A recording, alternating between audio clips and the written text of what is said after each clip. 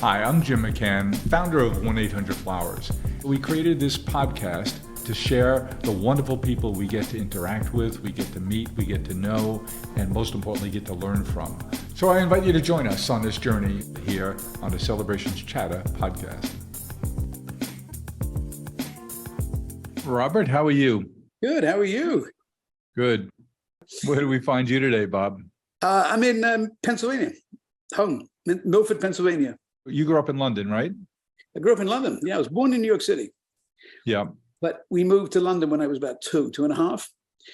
And so I grew up English. I thought I was English. I discovered I wasn't when we came back to America in 1971. And a couple of years later, I was due to go into the draft for Vietnam. Well, hello. I realized I really was American. I knew it. I sort of objectively knew I was American, but when the draft time came around, there was no denying it. But they ended it a month before I turned 18. I had a similar story. I was in college, and so you had a college deferment.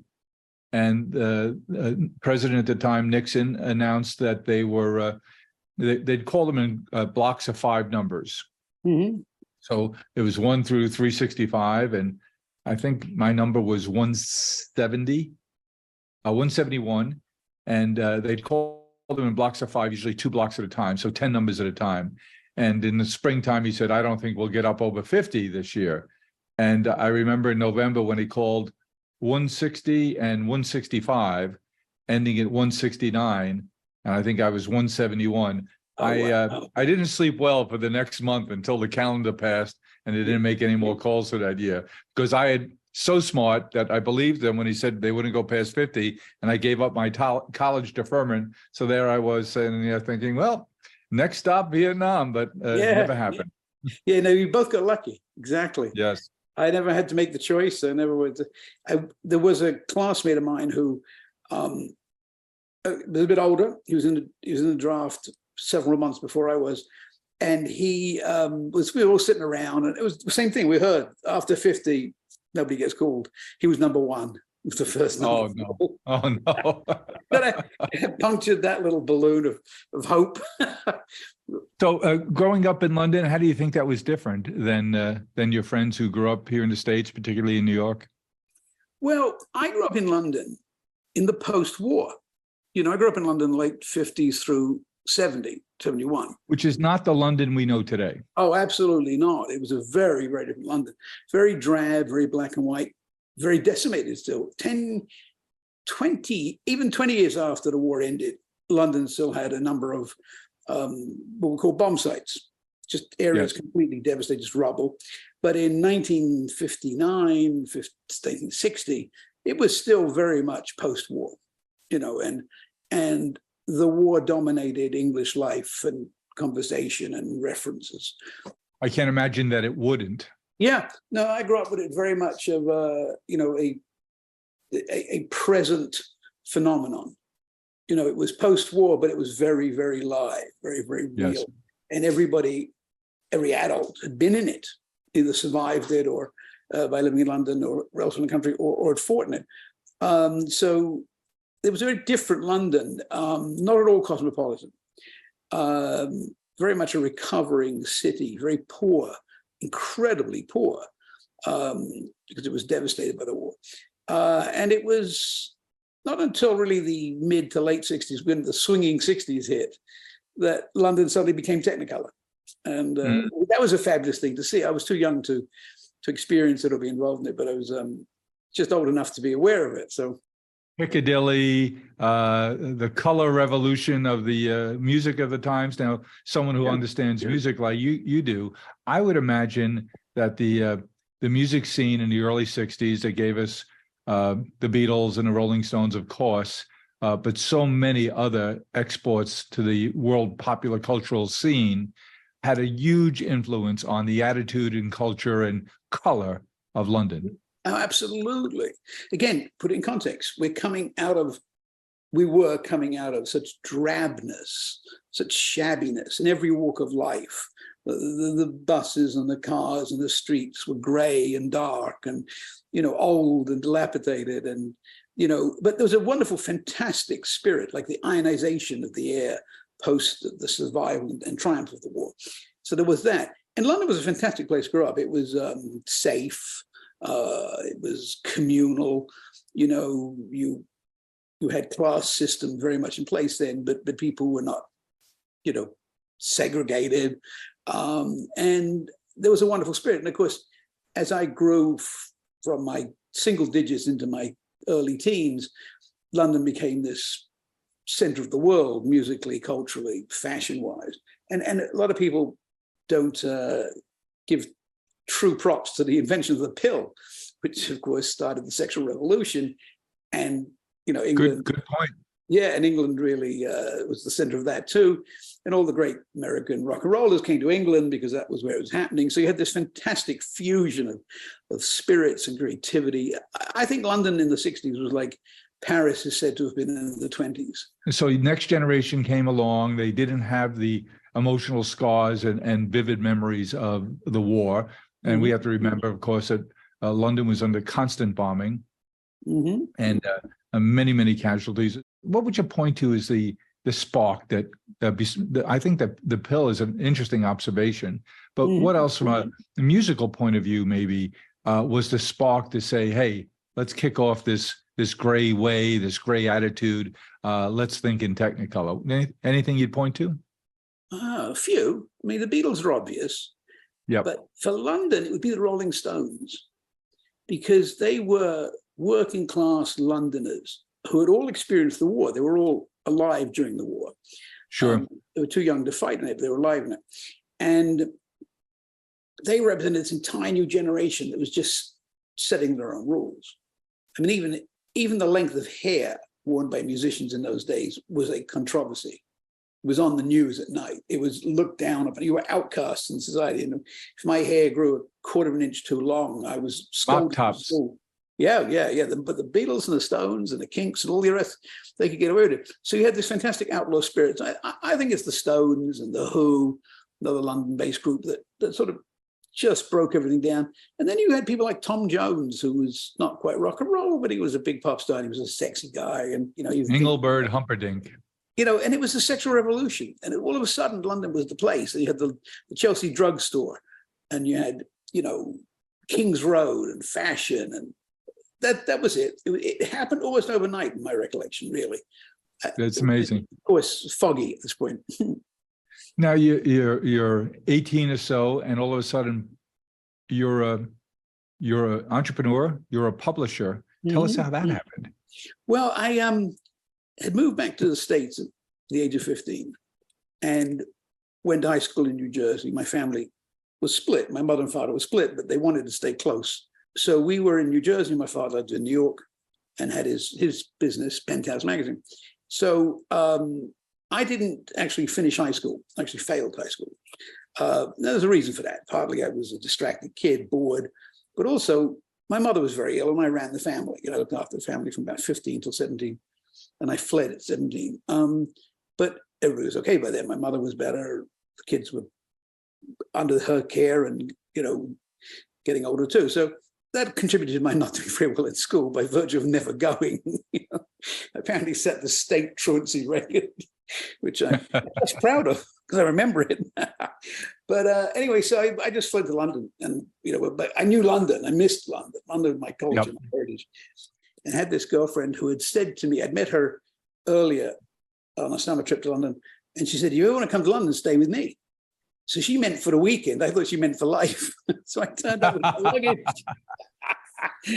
She sort of disabused me of that notion after 3 days. I said, no, this is nice, but you don't get to live here. So I was literally homeless in London for about 6-7 months. And during that time, I had befriended a guy, and he correctly said, you know, the Kung Fu craze is so big right now. Why don't we put out a Kung Fu magazine? That sounds like a great idea. I'm sure I know how to do it. I was 18. And we did actually publish the thing. It was a big success, called A Step-by-Step Guide to Kung Fu. And it was a teach yourself Kung Fu in God knows, 400 something moves. There were so many different moves. And the night before we went to press, having finally put everything together, we said, or I said, I think, you know, do we know if this stuff actually works? I mean, as we've described it. So we went through every single chokehold, kick and punch until 5 in the morning, just to see if it worked. And there were a couple we couldn't work out. the guy who we were dealing with, the expert, the kung fu expert, had described something beyond our ken. So I finally said, look, if we can't work it out, now we're going to work it out. How would it let it go? So that was 99% well fact-checked. There are 2 or 3 moves in there that are probably lethal. We have no idea. That was your first foray into publishing, and it was successful. Yeah, it was. Yeah, very, what's the word? Belying, because the rest of publishing has been very hard. But the first one was a hit. Well, that's the problem. The first one's easy, and now you're hooked, and then you find out Hooked that is was an the word. aberration. It's 49 years ago. I'm still doing it. Wow. And as I came back to the States, and I said, well, if I worked this hard in London, where it's so hard to actually do anything, because London's infrastructure wasn't great, and there's an innate laziness in the British people, and I say that as somebody who's half English. So I should give you some immunity to say this, but there's a great laziness.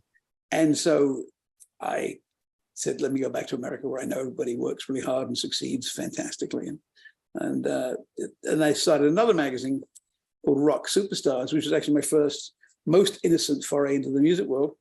And that, after 2 years, we just broke even. We did not make money. We had lost a lot of money, but we recouped it by selling off our inventory. And I learned a very valuable lesson then, which is, this isn't easy. And you sometimes eat some humble pie, because selling off the inventory is the only way to pay off our printers and contributors was humbling. The net benefits were it did get you a brand awareness in the music world. It gave you a lot of contacts and relationships, and you realized that that's where your passion was. Yes and no. You're partly right. My passion has always been for the written word. It's as a writer, and it's as an editor and a publisher. And the publisher role is important because that's where I get to support myself as an editor. The folly and the problem with so many publications today is a very good editor has a story they believe in, but the publishing side says, oh, this might upset somebody, so we can't run it. We have to weaken it, we have to dilute it or kill it altogether. And after a while, the publishing side wins, and most media becomes very diluted, very generic, and very weak. So as the editor and publisher, and probably one of the last people to really assume that title, because you don't see that anymore, and I held it in every print magazine I ever did, I could make that business decision with the editorial validity and value in my mind. And so I did. But my passion has always been for the written word, for journalism, for reporting, for advocating, for a good story, the truth. All this sounds cliched, I know, but I am telling you, for 49 years, I dedicated my life to that principle, with good and bad results. I've been hurt and I've been successful. And I've been hounded and disliked and repudiated for a lot of my convictions. But that was my passion. And music was a great passion in the same way it was for any young person in their 20s. Sure. We all listened to music. And what happened with the launch of Spin and the beginning of Spin was that it was the merging of 2 great passions, one for the new music that was not getting media coverage at the time, but which I and my friends were all listening to, and more importantly, all our girlfriends were listening to. So we had this musical thing. We called it underground music in those days, and we had this great, sort of powerful, potent stream of new music that only we knew about. We used to share cassettes to turn people on to new groups and new songs. Sure. And I thought, wait a minute, why don't I start a magazine for this generation and this musical stream, the same way that Rolling Stone in the late 60s started a magazine for rock and roll and that underserved audience. So we were, a new evolution in that. And, I at the time thought Rolling Stone, nearly 17 years old, how old? Today's Spin is 38 years old, but I did bring those 2 confluences together, a passion for the new music and the knowledge or the expectation or the confidence that there was an audience willing to, buy a magazine that talked about things they weren't reading about anywhere else. One thing I remember you did that always stuck out in my mind is back in Sarajevo, right after the peace accord, you promoted a concert featuring you two, where everybody who had been at war a month before came together for an outdoor concert. That must have been amazing. How did it come about? Where did the idea come from? And what role do you think that played in the world? Well, I imagine the role it played in the world was a very small one, you know, honestly, but it was a significant symbol of peace and, you know, coming together, different peoples coming together. What happened was, right at the end of the war, at the end of 93, I believe, I met Bono from U2 in Jamaica, got talking, and at breakfast the next day, he said, why doesn't Spin cover Sarajevo? I said, well, we've covered the wars in the Balkans 3 times already, including sending the Nirvana bassist, Chris Novoselic, to Croatia. That's another great story unto itself, if you like. I bet.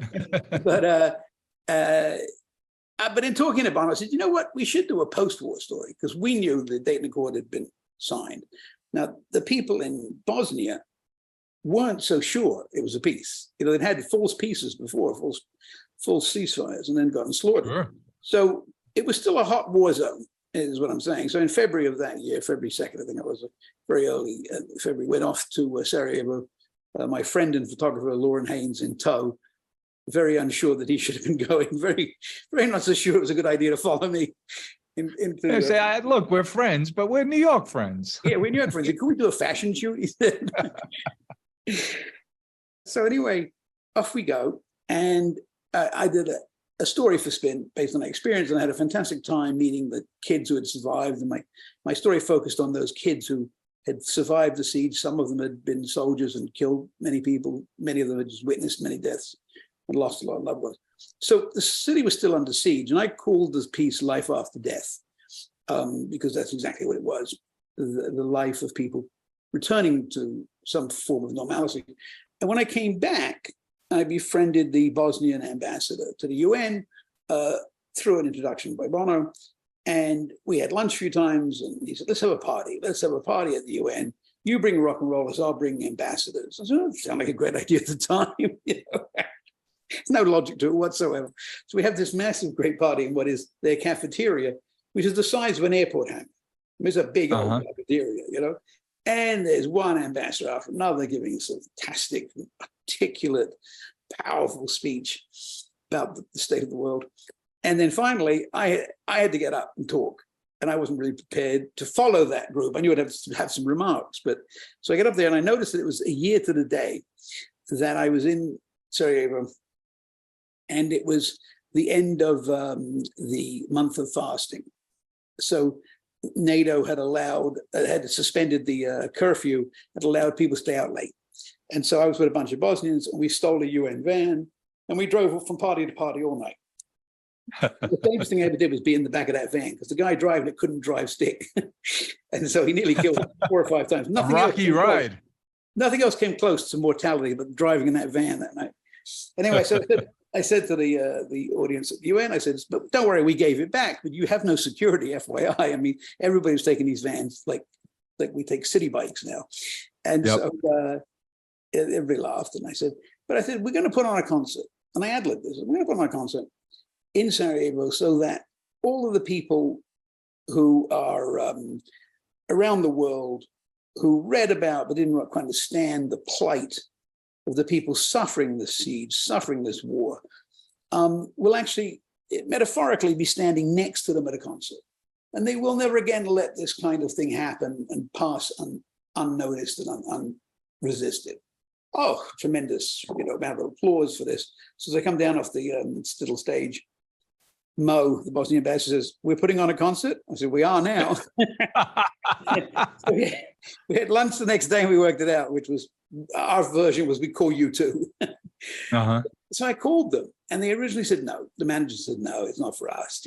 No, we don't want to be attached to that. We've done our thing with Bosnia, blah, blah, blah. Oh, fine, forgot about it. And several months later, I think maybe 6 months, I get a phone call from that same manager saying, is it still possible to do it? The boys now think it's a good idea. It's good for them to do it, and they want to do it. I said, well, I can put it together. So I called Mo. Well, off we go to Sarajevo. It's July. It's hot. What an adventure. It was. And we spent a very surreal afternoon, July 4th, very surreal celebration at the Bosnian ambassador, the American ambassador to Bosnia in his back garden. And we tried to put together a concert, which we realized pretty quickly we couldn't do. We had no idea how to do this properly. And I said to Mo, this is really a bad thing because we're going to be bringing together Serbs, Croats, Bosnians, possibly Macedonians. And we're going to be putting them in a soccer stadium, open stadium. And several months ago, they were all trying to kill each other. And they're going to murder each other. It's terrible. We're going to be the result of our playing around here is that we're going to get people killed. I said, we got to think of another plan. And he said, what should we do? And I said, we tell Bono, we don't know how to do this. We panic him, and he immediately sends his experts in to do the concert. And that's what happened.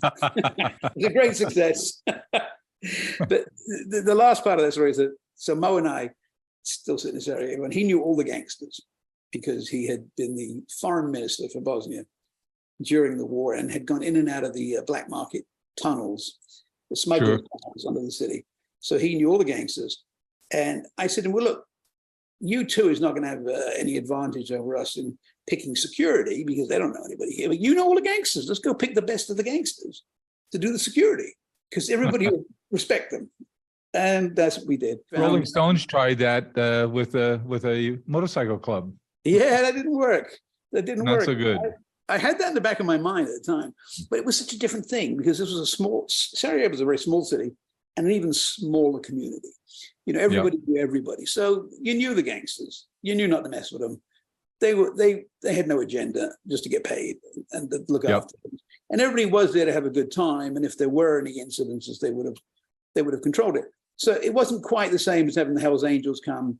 When you think about the genius of doing it with U2, they were the perfect band for the time. Mm-hmm. Their music, their brand essence, things that they held out as important to them, and of course, coming from Ireland, where they had just about to get over the troubles. Yeah. So it was like a genius stroke there that was the perfect band to make that happen. Well, thank you for that. But I got to be honest, it was also really the most obvious choice because Bono had introduced Mohammed Chaka and me to each other, and B, U2 had done nightly live hookups from Sarajevo on their tour across Europe, put together by a guy called Bill Carter, who was the guy who got me into Sarajevo, set me up with all the contacts. So it was very circuitous, and they were the most obvious band, and they were heroes in Bosnia, total heroes, because they kept the war in front of people nightly.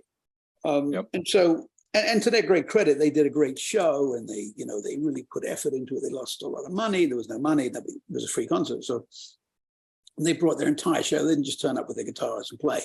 They brought their entire production. It was the Pop Mart tour, I think, and that's a big deal. Oh, it was massive. I mean, it was logistically like an army moving in. So to their credit, they did a great job, and the city came to see them. But it was funny. It just came out of an ad-libbing in the middle of a speech. But it was a great concert. It really did. I maybe underestimated it. I'd said it didn't make much of a difference. At the time, it made a huge difference, because I think it showed the people of the former Yugoslavia that they really could stand next to each other and enjoy something and not hate each other. We put our heart into everything we do. We are farmers, bakers, florists, and makers who grow and create with a passion. Made with love at every step of the way. Because at the end of the day, we know you're sending more than a gift. 1-800-Flowers, share with love. Music has always been a recurring theme in your life, and you mentioned 37 years of Spin. You're back working with Spin now, aren't you? Yeah, I'm consulting them actually. Yeah, which is great fun and a very weird experience. It's like being the parent of a child being asked to come in and babysit the child for the new parents. So you enjoying that? Yeah, very much, very, very much. Absolutely. Yeah, it's great. It's very well. They're a great bunch, and the owner is a very open-minded guy who obviously has a very balanced ego to ask the founder come in and Yeah, and I'd help. say, Yeah. yeah, So, quite but I'm very remarkable. respectful of him too, and I understand it's his company, and at the end of the day, it's his decisions. I give him what I think, and you know, he can take or not take as he wishes the advice. But you've also developed a passion for travel, and not just travel, but special kinds of travel. You have a company now called WONDERLUST. Tell us, what is WONDERLUST? How did your interest develop here over time, and what is it today? What would you like it to be? Oh, great questions. A lot of them do. Well, the idea for WONDERLUST came to me as I was sort of evolving my own interests. At my 60s, I was less interested in pop culture, and pop culture was less relevant to me. So even though I consult spin, I don't, pretend to be au courant with music scene. I'm giving more overview guidance to what makes a great story, and how do you make a great site, and how do you reach and appeal to your audience. That's a different thing than picking the next big band. But so pop culture wasn't as relevant to me. I'd done that. I always say that, I had the answers to the questions the artists were asking. So therefore there wasn't that spontaneity anymore, that spontaneous energy for me anymore. But travel has always been a great passion, equal passion in music by far, greater than the other passion I have. So I thought, well, why don't I do with travel something similar to what I did with everything else I've ever done, including the science magazine I owned once, which is give it a sense of humor, a sense of irreverence, and go into it completely open-eyed.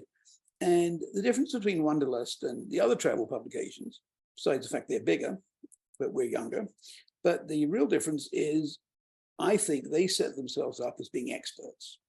We know everything. We're going to tell you. We're going to throw you morsels over the parapet. And my thing is, there is no war. We don't know everything. Yep. We go places and we come back with information, which we'll gladly share with you completely and utterly. You can take it from us. And we hope you enjoy it. That's a completely different thing. And the other thing is too, I said earlier that we have a sense of humor. WONDERLUST has a sense of humor. Well, whoever reads a travel article and laughs, you do with us, because we have a sense of humor. Now, I wondered after a while, I thought, well, why are we the only ones who think that humor is important in travel reporting? Why does everyone else take it so seriously? And I realized that with humor, you break down all the barriers. Everybody's equal. If you laugh with someone, okay, if you're the King of England and you're a taxi driver, you laugh together, you are equal in that moment. It is the great barrier destroyer. You cannot be greater than somebody if you're laughing with them. I like the fact that everything you've done has that common twist to it, which is irreverence, a real lust for honesty, and always with a sense of humor. And that's permeated everything you've done. And now to see you apply that in the travel world, that's really interesting. Yeah, no, it's fun. It can be a simple attitude. It can be a simple turn of phrase. The key, I think, is we don't take ourselves too seriously. George Bernard Shaw had a great line. He said, take your job seriously, yourself never. And we follow that, and we don't take it so seriously. And I have to say, with due respect to many of my friends and peers in the rest of the travel business, too many of them do take themselves too seriously. And, it's just, you can't relate to that. By the way, if you can make somebody laugh, they can relate to you. They follow you, they trust you, they warm up to you. They feel like they know you. So that's our spirit. You called it before. It's the equalizer. It level sets everything. It's a part of my repertoire. It's how I try and get to know people quickly, as particularly when I first meet people, a little surprise humor.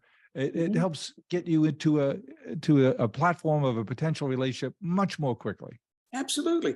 And it's a sign of, obviously it's a sign of intelligence, but it's also a sign of some sort of emotional connectivity, chemistry. The other thing about laughter, I was in St. Martin once, years ago, actually before WONDERLUST. And I was there with my girlfriend, my current girlfriend. And we were in the pool, and it was the time between breakfast and lunch. So all of the people who worked there were quietly sitting on the terrace, having a coffee together. And they were laughing. And I said, listen to that, to Liza. I said, listen to that.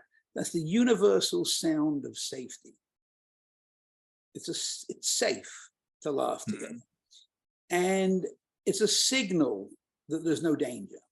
So I had been thinking about why don't other magazines have, and publications and sites have more humor in what they do in the travel space. And I thought it's because they do create this illusion that they have more answers and you better stay close to them and wait for the morsels to fall off the table.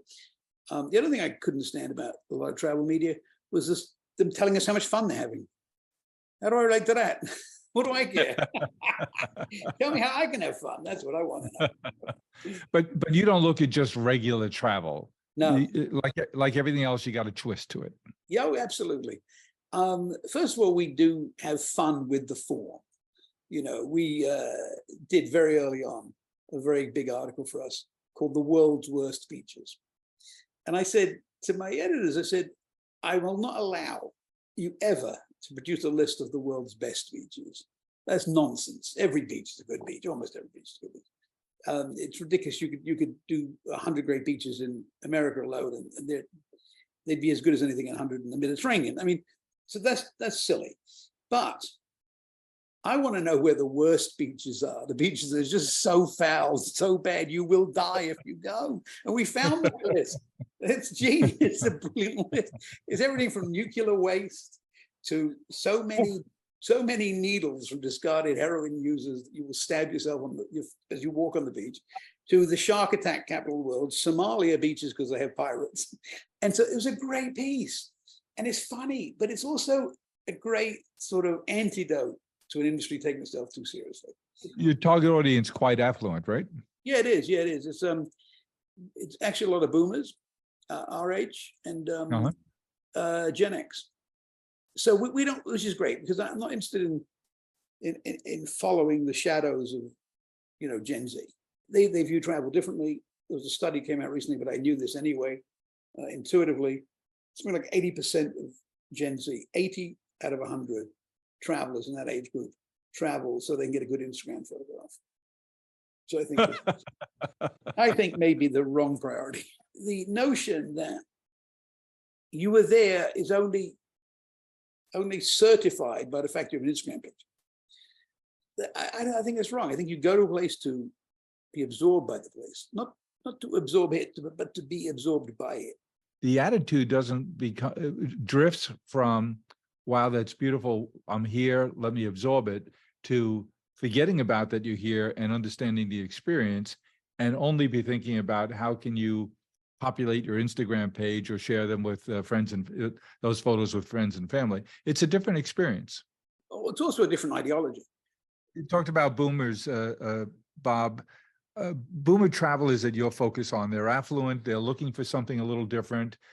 You're saying, okay, you might want to go to this Caribbean island, but if you're in the Caribbean island, these are 5 things you might think of doing that you wouldn't have ordinarily thought of that can make that travel experience unique and special for you. Yes.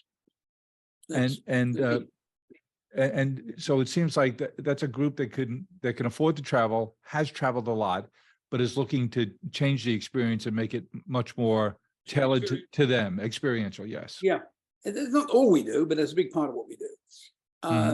And a big part of everything we do is, you know, what does the reader want from this article? You know, so sometimes you want one set of things because, I mean, you know, you go to Barcelona, you probably want to know where to eat, because it's, you know, you don't want to leave Barcelona without eating in the best places. You don't need to be told it's beautiful and it's, you know, a certain kind of architecture. And you might want to know where to stay.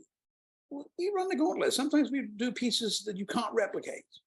There are experiences by people who are adventure travelers who are doing things that the majority of people cannot do, but that's fantastic to read about. And then there are just, one of my favorite articles we ever did was, I said to my editors one day, I said, where is the world's least visited museum? What museum gets least visited museum? Yeah, what museum gets the least amount of people come to it? So we found it. It's Scott's Hut in Antarctica. Less than 100 people a year go there. And it costs $28,000 to get there. And they love it. They love it. They do love it. They do enjoy it. But this came to light, particularly, it used to be less than a dozen people in there a year. But it came to light more after a little bit of global warming thawed out a lot of his hut. So a lot of the ice that was covering a lot of the artifacts melted, and these artifacts came to light. You know, if you didn't know they were there. So that spurred an interest. Let me ask you, a place that you've been to that you're looking forward to returning to, someplace you haven't been to that you're looking forward to visiting? Oh, great questions. Well, let me answer the second one first. I really want to go to the Empty Quarter, the largest contiguous sand desert in the world. It's part of Yemen, Oman, Qatar, and I believe one other country, certainly those three.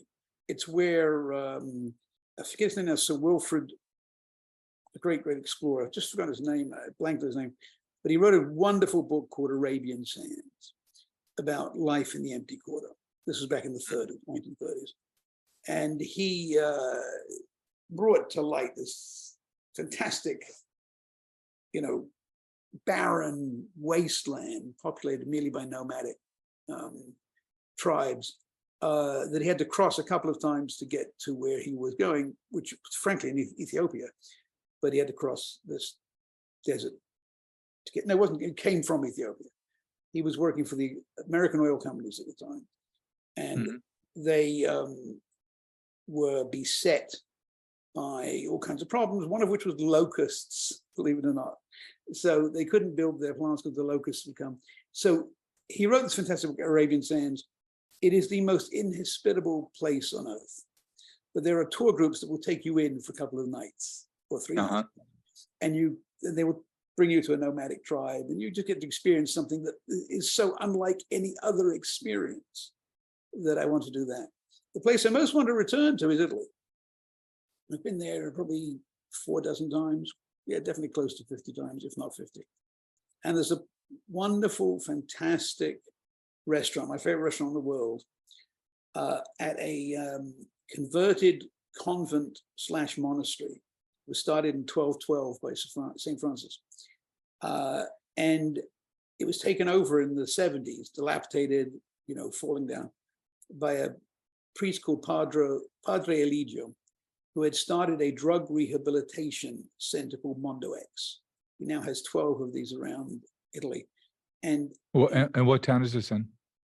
It's in a town called Certona, not Cortona, Certona, in Tuscany. And it's the restaurant called La Fratteria, but the place itself is a drug rehab, and it's called Il Convento di San Francisco. And it's a drug convent. It's not, the restaurant is not in a drug convent, it is the drug rehab center. And everybody who works there is a recovering addict. And they have 6 rooms, guest rooms you can stay in. Most people don't, they just go for the restaurant. But the restaurant is the best I've ever eaten anywhere in the world. And when I talk to great restaurateurs like amazing, Baloo or Denny Maya, they go, "Oh, I know this place. Oh my God, I gotta go." I know. Do they? Yeah. Yeah. And it's just fantastic. But everybody in the kitchen, from the executive chef down to the runners, are recovering addicts. The incredible thing about this institution, Mondo X, is that the recidivism rate is low. Guess what the recidivism rate is? 20%. 1%. No. 1%. No. Yep. That's remarkable. It is remarkable. And it's their theory. It's just that you work hard.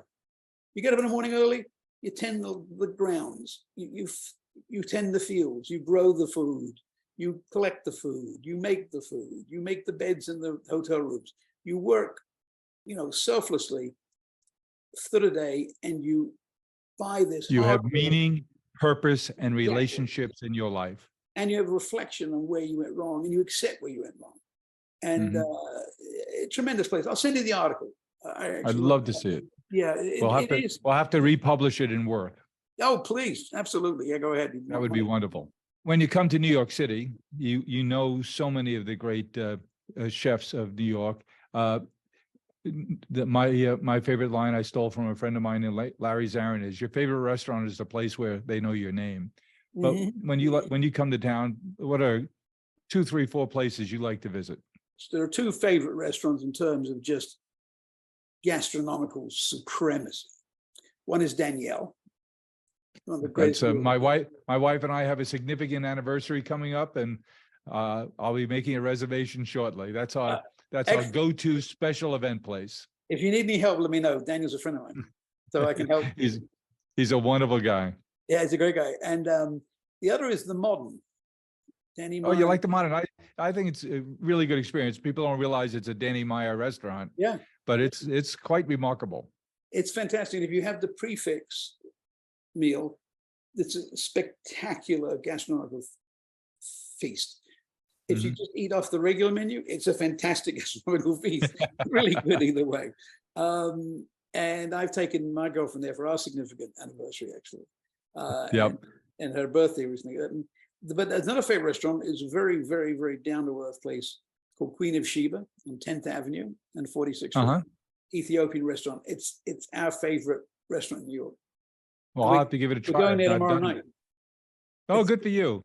Our favorite place that we just feel very, very comfortable in. Know that whatever we take, order off the menu or specials are going to be fantastic, and it just feels so good because the staff is so good. Is Kraft. I'm a Tom Colicchio friend and fan, and it's really, really 20 years, and it keeps getting better. You know, I've never been. I always wanted to go. I loved when he was at Gramercy Tavern. Yeah, he started at Gramercy with Denny, and he was there for, I guess, the first 6 years, and then he moved over and created Kraft, and it's on East 19th Street, and it checks all the boxes. Yeah, the staff is so well trained, the spirit is so good, it looks great as a restaurant, the menu's exciting and different and changes up all the time. It just is an all-around great experience. Well, I got to try it. I have not been. Let me throw a different topic at you. An important subject that I know that's important to you. It's been important to you in everything we hear from you today.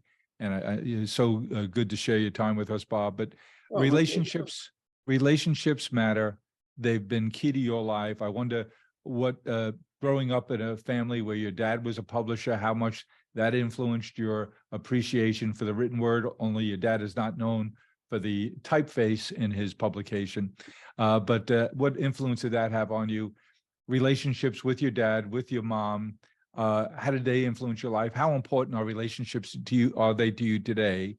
And are you deliberate about maintaining, developing, and exploring new relationships today? Wow, great question. That was all hour right there. Jim, you saved it. Indeed. So I give you, 4 minutes. Okay, 4 minutes. 4 minutes to sum up life. Indeed. Yes, first of all, to answer your last question, yes, I am very, very eager to have new relationships. As one gets older, and I'm going to presume you feel the same way, one gets more discriminatory in how many relationships you keep going. There's only so many plates you want to spin at a certain age, whereas when you're younger, you spin more and you look for more. Obviously, I'm in a very committed relationship, and that's the only, man-woman relationship I'm in or want to be in. I'm very, very blessed. I got a great woman who, I always say she can kick my ass and does. And that's very, very, very key. And apparently you need it. Apparently I do. I did not realize this. She has made me aware of that. And,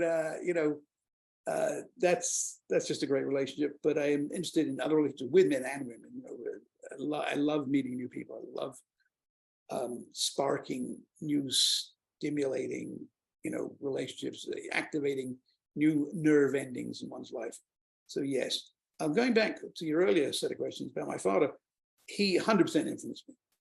And just to correct you a little, he is not known for the written word, but Penthouse at the time in the 70s was publishing the most provocative writers and publishing the most powerful investigative reporting of any other publication. It even beat Playboy in terms of investigative reporting. The word provocative, your dad, to my recollection, was provocative in everything he did. Oh, absolutely, 100%. And by the way, terrible. You got that in you too. It's funny. Liza always says, when somebody says, so what's Bob all about? He's about pissing people off. Is what and making them laugh at the same time. Yeah, exactly. I hope she adds that. After 20 years, the summation of me is he pisses people off. I love being provocative. Why are we here otherwise if we're not trying to add to the discourse or at least help define it?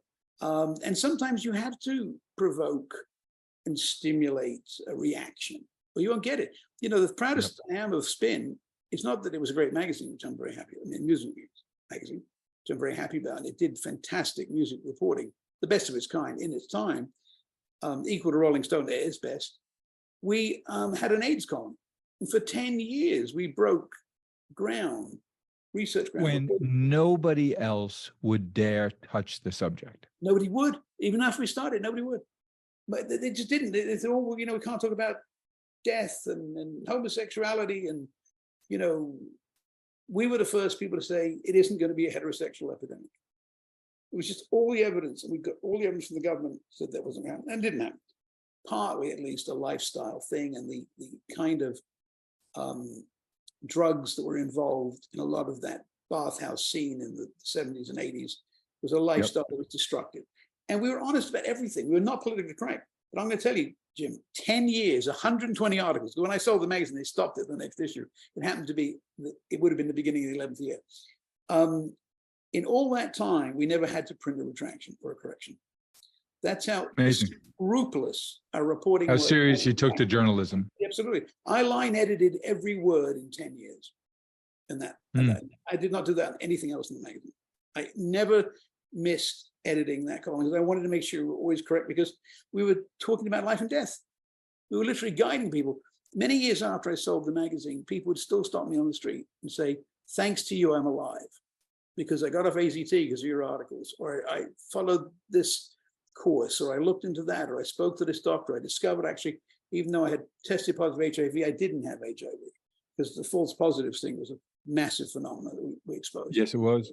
And, you know, we literally changed the way the world did finally come around to reporting about AIDS, because we broke so many stories that the big newspapers of the world, starting with the London Sunday Times, funny enough, just started stealing our stuff.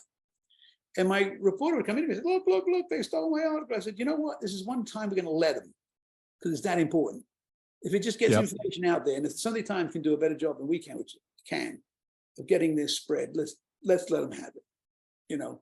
And I eventually had dinner with the guy who was stealing all my stuff, our stuff, a guy called Brian Deere, I think his name was.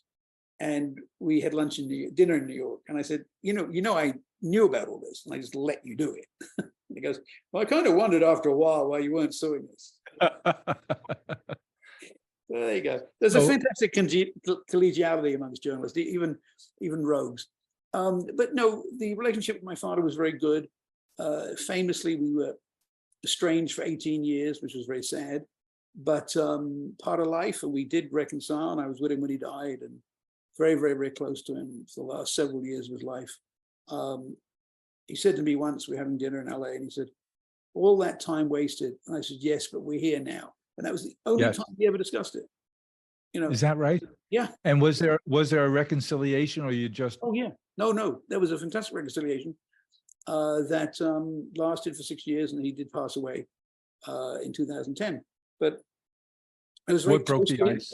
I want to say this too. I never didn't love him. For 18 years, I'm not talking to him. I never once had a day where I didn't love him, and I believe the same is true of him. But we banged heads. Couldn't be that you were alike in any way. We were, and I'm proud to say that, to be honest, very proud. Yes. But I got from him this one great notion that you have to be brave if you believe in something. And he did very brave journalism and was attacked for it and hounded, and I think eventually ruined by forces that he had upset, especially the US government. But he had a great bravery. And I thought, well, that's important. And I took that to me. And I've had my moments of great attack from the outside world because of something I've said or believed in or published.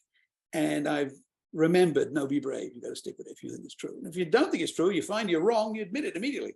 But the big instances in my own life, I've not been wrong, and I have stuck to, and I've defended and held my ground and been vindicated finally. Well, I love your story, Bob. I think you're a remarkable guy. I'm so pleased that I'm getting to know you. Well, and thank you. relationships are important in my life too. And like you, even at this broken down old age, new relationships are important, and learning new people, whether you agree with them or not, especially if you don't, learning different points of view is what it's all about. And how lucky are we that we get to do the kinds of things we do, get to spend time with the people we want to spend time with. And for me to make a new relationship like we're developing, Bob, it's extremely important to me. And I'm extremely grateful for you to share your time and your wisdom with us today. Oh, thank you. And the same right back at you. Glad to be getting to know you. Really enjoyed this one. Can't wait to see you at that Ethiopian restaurant on the. Yeah, we got to do it. Let's do it. It's extraordinary. We'll do it. All right, great. Love it. Take care. Thanks a lot, man. Speak to you soon. My sister's birthday. Go to 1-800-Flowers.com. They have tons of great birthday gifts. Wow. Wow. Happy birthday, baby. Wow. Yummy. I got to contain myself. 1-800-Flowers. Celebrate the people you love. Well, I hope you enjoyed what you heard, and I know I'll be sharing it forward. I hope you get to as well. Let's keep the conversation going. Follow me along on Twitter at Jim1800Flowers and on LinkedIn at Jim McCann. Hope to talk to you soon. Thank you for listening to Celebrations Chatter. You can join our community by reaching out at chatter@celebrations.com. And while you're at it, tell us what topics you'd like us to explore here on the Celebrations Chatter podcast. Thank you for listening, and don't forget to share it forward.